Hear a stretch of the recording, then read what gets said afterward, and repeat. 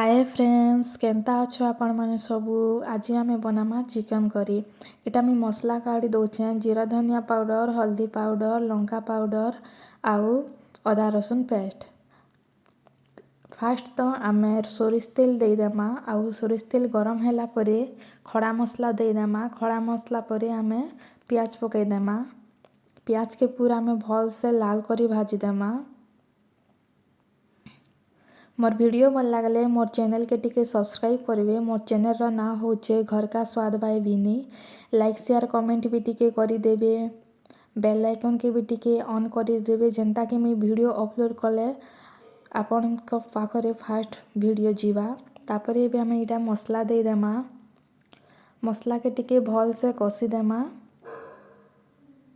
Chicken curry क्या के भल लागसी टिके कमेंट करबो। मते तो बहुत भल लागसी। देखि पारुथिबे मसला के पूरा आम भल से भाजी देमा। आपण माने सब लोग कमेंट करबे मैं नेक्स्ट वीडियो काना बनामी केन रेसिपी बनामी जे। आपण माने जिनटा कमेंट करबे मुई से रेसिपी आनमी। तापरे भी आम मांस के दे देमा। मसला भाजी होला परे आउ भल से टिके मिक्स करी देमा। मुईटा गोटे हाथे मोबाइल धरी आउ गोटे हाथे घाटुचे तो टिके घाटी नहीं पारबा तो कैमरा ऑफ कर मुईटा भल से घाटी देली। आउ एबे इने स्वाद अनुसार नून दे देमा। आउ भल से टिके मिक्स करी देमा। देखि पारुथिबे आपण माने बहुत ही सिंपल आपण माने भी बने कर खाइबे। तापरे आमे ढाबी देमा आउ टिके छने गला परे आमे इने काश्मीरी लाल मिर्च पाउडर टिके दे देमा। आउ भल से मिक्स करी देमा आउ ढाबी देमा। देखि पारुथिबे पानी भी बाहरी गला न चिकन रु।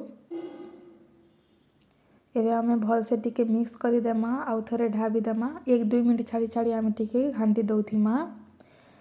एबे देखो आमे इने टिके पानी दे देमा बेसी भी नहीं देबे। आउ मिक्स करी देमा आउ ढाबी देमा।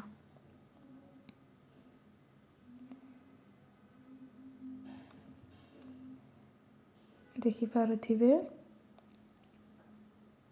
आम चिकन करीटा पूरा है आसला ना। एबे आमे इने एवरेस्ट पाउडर टिके दे देमा आउ भल से मिक्स करी देमा। देखो रेडी है गला आमर chicken curry. Thank you bye.